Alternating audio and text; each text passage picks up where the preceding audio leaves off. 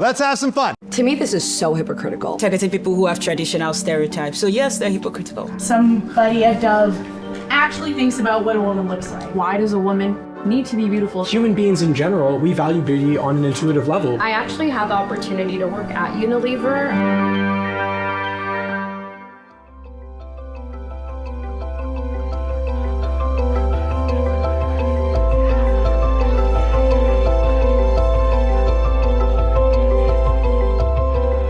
Today, we get to work through what I think is one of the most successful and iconic campaigns that's ever been done. I want to take a brand and product management perspective. We all know Dove, we all know it's soap. What are some of the associations or perceptions that you have of the brand Dove? It's very pure and simple, whereas other brands focus on like the experience, the smell. Gives you that self-confidence and helps you uplift Self-confidence. the self-esteem. Self-esteem. Your logo is a dove, so it symbolizes inner peace. I came into thinking about the Dove brand very differently. I had really positive experiences with it growing up. Since 2004, they've shifted from setting standards of beauty to no matter how you look, I care about you and I'm here to be with you, not to extract money from you. I think marketing is a topic that, obviously, I went and did a PhD in it, so it's one that I'm passionate about. And I think there's a lot of really important topics that we need to cover. We talked about where Dove came from, but I want to take you all the way back to the 50s. We look at how we got to when this campaign was launched. All right. Reactions. She looks very perfect, and in the end, there's a mess like him. Like, how creepy is that, right? If you show a product differentiation of this kind, people are definitely gonna go for it. They kept saying it creams and it washes, so you're achieving two things. So it's elevated, it's premium, it's not soap. I want to put a little bit of structure around this. Professors act as facilitators, guiding the conversation to what they want you to learn at the end of the day. So they challenge you to question your assumptions, but they still leave you with key takeaways to go home with. Probably, so let's say 30 to 40. All I think about when I got on this case is about marketing strategy.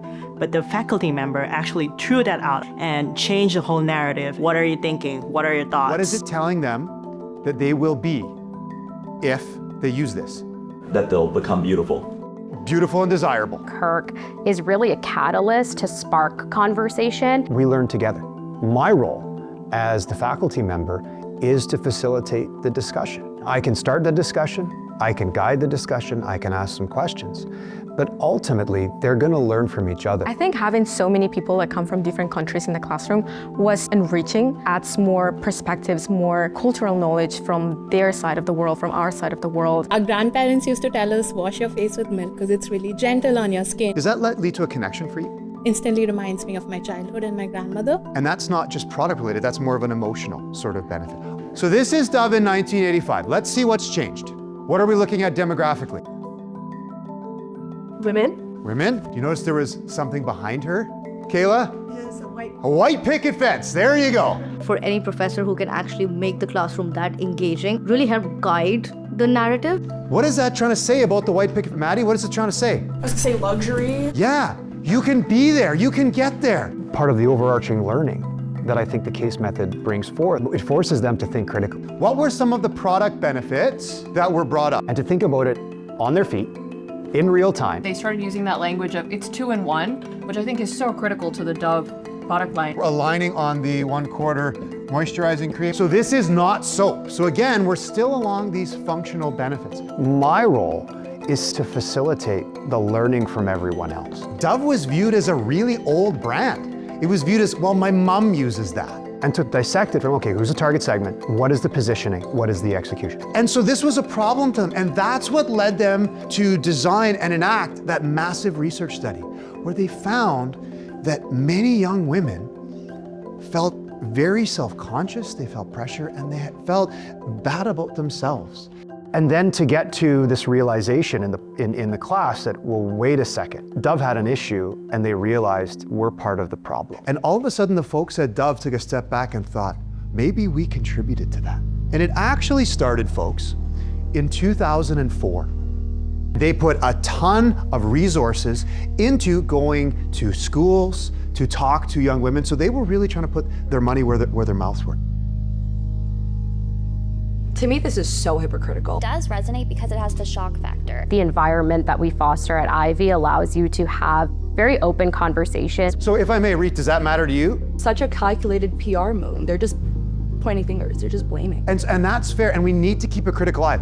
Can males connect to that too? There are real self-esteem issues that men can have. I can't picture like an advertisement like this really targeting towards men because that wasn't the culture. If I take a breath, 20 hands go up. Liz? I remember looking at magazines differently. Somebody at Dove actually thinks about what a woman looks like.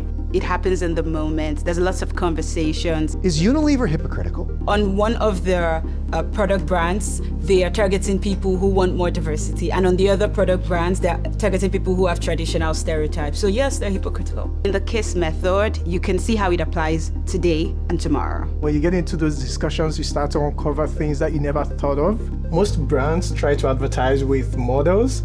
And so it kind of sends that message that you have to look a particular kind of way to feel good about yourself. Dove kind of wanted to change that narrative, right? That you can appear as you are and still be beautiful. If you're learning it with discussion, you're learning it as we go. At the end of the day, it is a PR move. We see many brands try to engage in different types of social marketing, some more successful than others. You're breaking it down and then explore it further. While we may and should be skeptical, it was really starting to make a difference, the way that women think, how women felt, and then they came out with the most viral campaign ever produced. This one just felt very genuine. There's been a critical change with every single ad. They have taken accountability. You're still selling beauty products that operate in the beauty industry. We do have to continue to grow the brand. He'll ask people to share their ideas and also be willing to push back on them. Why are they putting all this money into it? Well, they're there to make money, right? And at the beginning of our discussion, what are our goals with our key decision? They are in for profit, right? But Yep. it's more about how the customer feels. Right? I mean, that is part of, and one of, again, our two goals. And then after that, we had this discussion of, well, why should society even care about beauty? Why does a woman need to be beautiful at all? Why is that a discussion that has to be had? Because if they suddenly were just like, who cares about beauty? Like, how would consumers respond? And then there was some saying, well, that's how we're made. Human beings in general, we value beauty on an intuitive level. We were built to appreciate aesthetic forms. We just instantaneously recognize that. You almost can't control it. At the end of the day, in the class, you have to share your experiences, you have to share your thoughts. Can you be a business, be involved in consumerism and capitalism, and still be sustainable and socially responsible? That is the most paradoxical, hypocritical thing. As we peel the layers away, and we start to look at it from multiple sides, looking at it from the brand side, looking at it from the corporate side. We do have a responsibility to society. We do have a responsibility to shareholders. There's tension. By seeing both sides, they come out of the discussion viewing the content and viewing their analysis in a different way. One of my classmates who actually used to work at Unilever spoke up and shared what goes on within the boardroom. I had the opportunity to work at Unilever last winter, and I got to see like the inside conversations about what Dove's branding looks like and what their goal is. Because I had some experience working at Unilever, I was able to also share some of my perspectives. Really, it's about forcing that beauty standard within you. When you see the executives of Dove sitting there, their conversations were never about profit. Oftentimes, the conversation really was about what are people struggling with and how can we as a brand speak to them. Many folks have been in a certain industry that we're covering in a case and they can say, no, we faced a similar issue. And this is what we thought, and this is what we did. And maybe that's from listening to consumers, because the onus is on the brand to convince consumers that we are doing this to the best of our ability for genuine reason. Let me share with you what they did.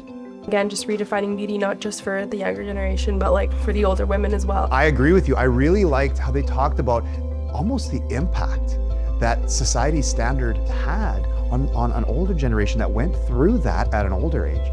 Ultimately, the faculty member is the subject matter expert. Their job is to facilitate the conversation, as well as try to pivot into the actual learning objective of that day. So I want to talk about social marketing, and I want to talk about the responsibility that brands have. What is social marketing? Is social marketing a responsibility? Is it philanthropic? Or is it more for branding? We are going to be in positions where our jobs and the decisions we make impact those around us. As you move into your leadership roles, what is the responsibility of brands? If Dove is trying to genuinely make a difference and not be about profit, it's going to take a long time. It's going to take a lot of evidence to demonstrate the authenticity to consumers. And it's not going to be something that all consumers are going to buy, nor should they. I think it forces you to kind of think with other shoes and other hats on. I really appreciate you all putting yourselves out there, having these sorts of conversations. What are some of our takeaways? There's a growing need for social marketing, and there's a thin line between being sincere and being just marketing. I think that I am a critical consumer, but when I have this emotional connection to the brand, how is that clouded by judgment? If a brand creates a communication that aligns with you, it's really, it's impactful, it's powerful. But I agree with you, it's important to always take different perspectives because we need to understand, is the brand doing this genuinely? Folks, that was a great discussion. Well done. You guys were amazing. In our case discussion today, I didn't exactly teach the key decision point in the class because I had a number of goals that I wanted to achieve. But many of our cases will have a key decision that we work through. But ultimately at the end, the students have to make a call and they have to go and put themselves out there. I choose X, I choose Y, and they have to support it. And so they're very prepared when this happens in their careers, in their leadership roles on a daily basis.